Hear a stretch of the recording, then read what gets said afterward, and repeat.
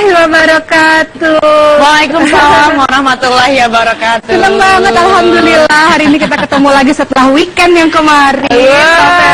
Weekend drama dan tragis, macam-macam di rumahku deh. Nanti kita akan bahas-bahas di belakang layar aja. Iya. Pada hari ini alhamdulillah kita bisa jumpa lagi dengan sahabat perempuan, alhamdulillah. Dan pembahasan yang tentu saja berdekatan dengan perempuan, isu-isu perempuan. Ya, seperti tadi kita sudah lihat tayangannya Mbak Vera ya, mengenai kehamilan. Terus seperti Ustaz Zaki sekarang ini lagi hamil. Udah minggu keberapa Ustaz Zaki? Ini udah mau ke 8 bulan. Bulan depan insya Allah lahiran, insya Allah kalau Allah izinkan. Nah, tadi kita sudah lihat videonya bahwa mengenai tentang melahirkan, tentang hamil. Tentu semua orang menginginkan di masa-masa kehamilannya ada yang namanya orang yang mendampingi orang-orang tersayang, nggak sih Mbak Vera? Banget, karena begini ya, umumnya perempuan merasa paling bahagia, moodnya langsung positif kalau ngerasa ada yang nemenin, misalnya yang bikinin susu setiap hari, bukan sekali dalam 9 bulan, bukan, yang nemenin ke kontrol ke dokter. Iya dong. Jadi nggak kayak istri simpenan karena ada suami yang nemenin gitu loh ya. Bersama-sama ketika menjadikan anak itu ada, berarti kan masa kehamilannya harusnya seperti itu juga. Mbak Vera gimana sih waktu masa kehamilannya? Oh, kalau kehamilan pertama, suaminya nggak ngerti, jadi suaminya menghilang ke kantor melulu. Ya, sedih banget, memang depresi setelah itu. Baby setelah blues melahirkan, baby blues banget. Tapi kehamilan kedua kita memperbaikinya. Yang nemenin terus. Alhamdulillah. Nah, sobat perempuan, kita nggak berdua aja kan bertanya-tanya Mbak Maudi mana nih? Mbak Maudi sama bintang tamu kita, namanya adalah Mbak Nina. Silakan Mbak Nina. Ada Mbak Maudi juga nih di sini. Lagi nemenin bintang tamu. Mbak Maudinya nemenin Mbak Nina. Iya. Iya, betul, ditemenin sama Mbak Maudi dari tadi. Pagi. Seneng kan kalau istilah hati perempuan. Hostnya paling ngerti. Ditemenin Mbak Maudi dari belakang. Paling ngerti perasaan narasumber semua. Silakan lo ya. Ditemenin dari tadi. Iya Mbak Maudi. Aku di belakang bareng sama Mbak Nina gitu hari ini. Selamat pagi curahan hati perempuan. Ketemu lagi. Tadi sudah dibuka sama Mbak Kis sama Mbak Vera. Kita mau ngobrol sama Mbak Nina nih. Mbak Nina ceritain dulu deh, kehamilan itu seperti apa? Apakah memang sesuai dengan seperti apa yang semua ibu-ibu bayangkan gitu ya, bahwa kehamilan itu menjadi satu momen yang paling bahagia dalam hidup kita? Di awal kehamilan, ya memang seperti itu. Maksudnya 1 sampai 5 bulan saya ditemenin suami.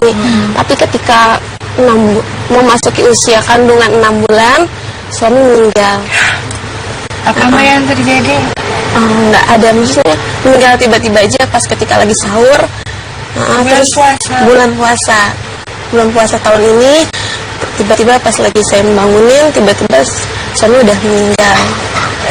Disebabkan kenapa Mbak? Nggak ada penyebabnya, maksudnya sempat ke dokter. Loh ya, kita semua berduka cita ya. Iya. Jantung atau bagaimana Mbak? Diberitahu sih nggak ada apa-apa, karena pas dicek juga mayatnya juga nggak biru gitu. Jadi ya memang sudah mungkin udah takdir Allah. Jadi ya udah habis itu baru mulai berubah semuanya. Biasanya sama suami hamil, tiba-tiba Berat ya Mbak ya. Kita semua turut berduka ya Mbak pada saat dimana kehamilan selalu ingin ditemani, apalagi ini mendadak ya Mbak, tanpa ada indikasi. Artinya Mbak nggak ada persiapan apa-apa ya waktu itu. Pagi-pagi masih sama-sama, pas besokannya paginya udah nggak ada, Nggak bicara soal apa gitu. nggak ngeluh sakit, nggak kenapa-napa, tahu-tahu langsung Segar bugar, memang nggak ada sakit apa. nggak ada sakit apa-apa. Artinya ini kan yang membuat Mbak Lina juga rasanya tidak pernah kepikiran bahwa akan terjadi dalam kondisi seperti ini gitu ya. Iya. Akhirnya setelah suami nggak ada, Mbak Lina harus mengambil keputusan untuk semuanya ngerjain sendiri. Iya. Termasuk urus anak, karena kan saya punya anak 2 ya. Oh, jadi ini kehamilan kedua. Oke. Yang pertama agak mungkin karena biasa sama papahnya, tiba-tiba nggak ada papahnya, ya udah semua harus saya handle sendiri. Dan masa yang hamil kedua ya, yang udah berubah semuanya. Yang tadinya bisa sama-sama ngurus anak-anak, sekarang udah nggak sama-sama lagi. Yang biasa sama papahnya, mamanya harus nemenin. Yang paling berat apa Mbak waktu itu? Maksudnya kita semua udah membayangkan ya kehilangan pasangan hidup ya. Tapi ini apalagi kondisinya sangat berat. Momen-momennya waktu itu bagaimana Mbak? Yang paling berat ya mencari hamil sampai mau melahirkan. Proses melahirkan harus fight sendirian. Kalau check up juga Kalau check up sendiri, ada saudara tapi yang ada ibu yang nemenin sama. tapi rasanya berbeda ya kalau ada suami. Cuman kalau melihat orang-orang teman-teman yang lain kan hamil ditemenin sama suami. Bahkan sama keluarga besar kadang-kadang. Iya, tapi alhamdulillah mungkin punya ibu yang baik banget. Jadi mereka support aku, temenin aku. Apa yang Mbak Nina lakukan untuk bisa, karena kan konon kan kabarnya gitu ya Mbak, happy babies begin with happy pregnancies. Kalau lagi hamil mungkin sedih dan itu memang kan wajar ya sebenarnya Mbak, cuma kan ada bayi yang dikandung ya, gimana Mbak Nina menjalani semua itu? Hari pertama kelang, hari seminggu itu berat banget. Jadi sempatnya nggak mau makan, nggak mau kenapa-napa, nggak mau ngapa-ngapain. Ya pasti shock ya Mbak. Memang pada saat kejadian, maaf ya kita agak mundur dikit, Mbak lagi di mana ya pada saat suami Di rumah, berpulang? Lagi di rumah, beda ruangan apa? lagi satu ruangan, lagi tidur. Tiba-tiba saya peluk suami. Suami udah nggak ada. Saya bangun, saya peluk. Ada gejala sebelumnya Nggak apa-apa? ada, nggak ada. Ya, tiba-tiba gitu aja. Tragis ya Mbak, saya. Iya. Kemudian Mbak, jadi pada saat kontrol harus sendiri, walaupun ada support dari keluarga, tapi rasanya beda ya Mbak. Iya. Seminggu pertama rasanya sampai nggak bisa makan, sampai nggak bisa itu ya Mbak. Cuman karena ingat anak yang dikandung, ini anak ini harus ternutrisi. Ayo bangun, bangkit buat anak-anak. Udah pelan-pelan udah mulai mau makan, udah mulai mau semuanya. Si kakak pada saat itu usia berapa ya kakak? 4 tahun. 4 tahun. Dia nanya-nanya dong sebetulnya. Iya nanya, tapi mungkin karena dia sudah cukup mengerti soal takdir, jadi dia udah tahu. Bapak itu udah meninggal ya mah. Gitu. Bapak udah meninggal ya mah. Kita udah nggak sama papa lagi. Laki-laki perempuan Mbak? Perempuan. Perempuan lebih mudah paham biasanya Iya. kalau anak perempuan. Baik, kemudian Mbak, apa yang Mbak, kan itu kalau secara fisik kan berusaha makan, tapi kan hati rasanya pasti masih gelap ya Mbak ya. Iya, apa yang bisa dilakukan waktu itu Mbak? Paling lihat anak-anak aja. Lihat Mensupport anak-anak. hidup, ya. Karena anak-anak kayak anak pertama aku selalu bilang, mama jangan nangis, mama jangan nangis. Malah anak pertama yang memberi semangat sama Mbak. Aku nggak pengen lihat mama nangis. Katanya. Aku di sini buat mama, kata dia. Pinter ya. Umur berapa sih Mbak? 4 tahun udah bisa bicara gitu ya. Melipur lara dan menyemangati ibunya sih benar-benar. Sekarang babynya umur berapa Mbak? 1 bulan 10 hari. Baik, nanti kita dengarkan cerita Mbak Nina bagaimana menjalani proses sampai melahirkan seorang diri dengan kedukaan yang masih dalam. Tetap bersama kami dalam Curahan Hati Perempuan.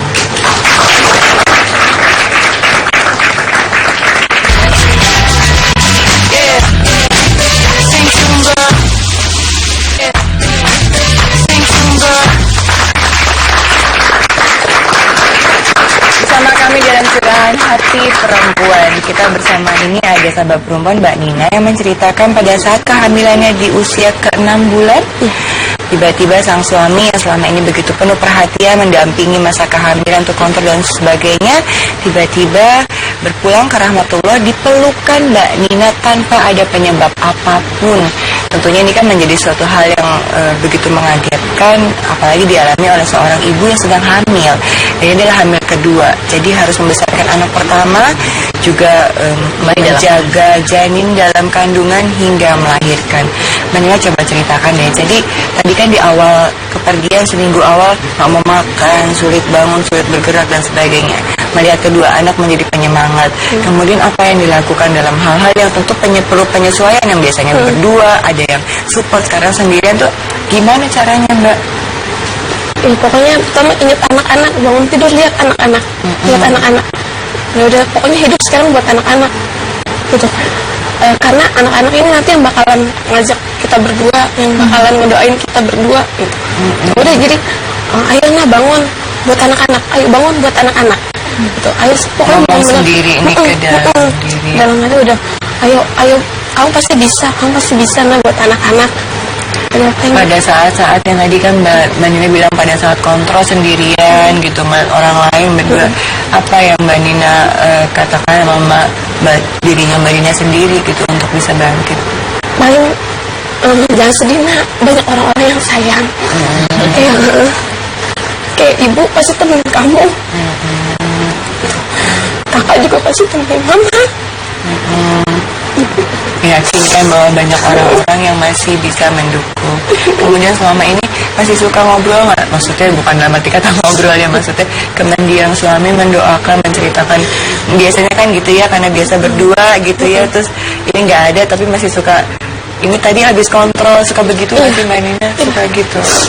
Jadi masih suka cerita apa-apa cerita, karena memang udah biasa ngomong apa-apa. Jadi kayak masih nggak ada, seolah-olah aja gitu, biar nggak ngerasa sendirian. Terlalu kehilangan banget.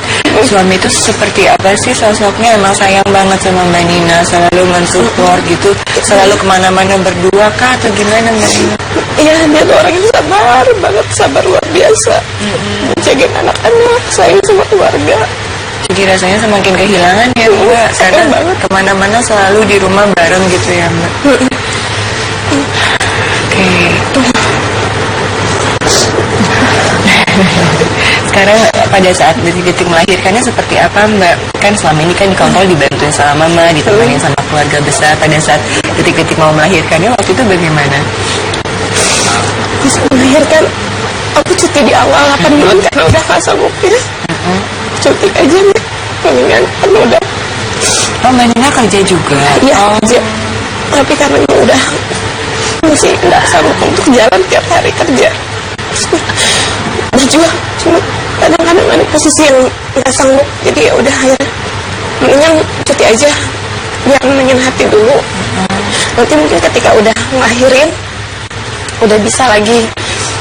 Jadi pas melahirkan itu temenin mama juga, temenin mama semuanya sampai sekarang juga ngurus anak diurusin mama. Ya, jadi masih ada partnernya ya, walaupun sekarang bentuknya mama. Iya. Bayinya sehat Mbak? Alhamdulillah. Alhamdulillah. Nggak sedih-sedih kan anak bayinya? Enggak. Mirip banget papanya. Mirip banget papanya. Laki-laki. Laki-laki. Bantu papanya. Alhamdulillah. Silakan Mbak Oki, ini rasanya kita perlu pencerahan dari Mbak Oki deh seperti ini. Karena jadi melo soalnya. Oh, itu sedih. Iya, saya juga langsung kita membahas mengenai tentang kehamilan yang tragis, bahwa diceritakan Mbak Nina di kehamilan yang ke-6 bulan tadi, orang yang selama ini sepatutnya senantiasa paling dekat, justru itulah yang diambil oleh Allah Subhanahu wa taala. Kita harus mengingat bahwa di dalam Al-Qur'an Allah berkali-kali menjelaskan bahwa kullu nafsin dha'iqatul maut, setiap yang bernyawa, sedih nih ya, setiap yang bernyawa pasti akan mati.